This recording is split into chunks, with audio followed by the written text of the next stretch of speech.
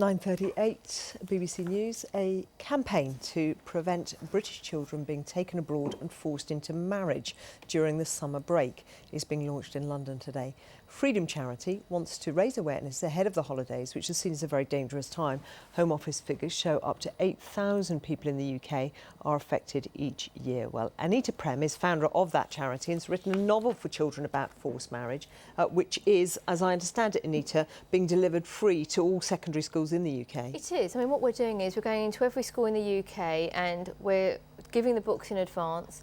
Then I go in with our Freedom team and we do an assembly, a big question and answer session, and the children have a real understanding of what a forced marriage is. And it's actually about young children being able to protect each other from forced marriage.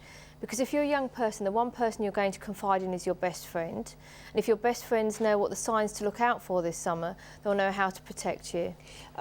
Let's just be clear about the communities we're looking at, because this is obviously not everyone. This is specific communities, isn't it? It is, but it's, you know, I think a lot of people would like to believe it's just a sub-Asian community, and it certainly isn't. It's much more widespread. We're talking about a lot of children from Turkey, Egypt.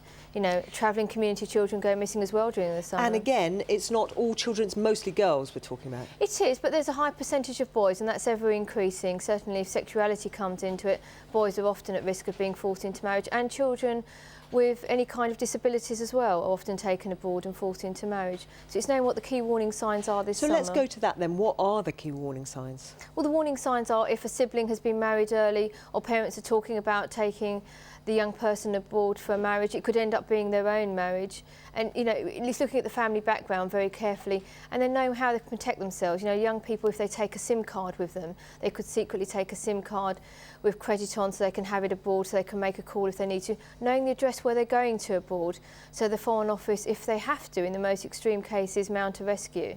And, you know, the other things they need to be really aware of is not only the address of where they're going, who they're staying with, and having a copy of their passport, and letting friends know the date they're due to come back, and if they don't come back, what they can do to contact each other.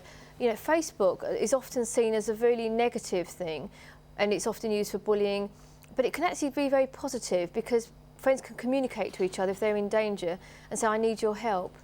I mean, it's obviously a very scary and unsettling thing for children to be told you have to take precautions. You may not be able to trust your parents to bring you home again after the summer holidays. It is, and in the most extreme cases, what we're looking at is the worst kind of child abuse that leads to serial rape, and in the worst cases can lead to murder. So, you know, if young people are prepared this summer, hopefully we won't lose any children. Aneeta Prem, thanks so much for joining us.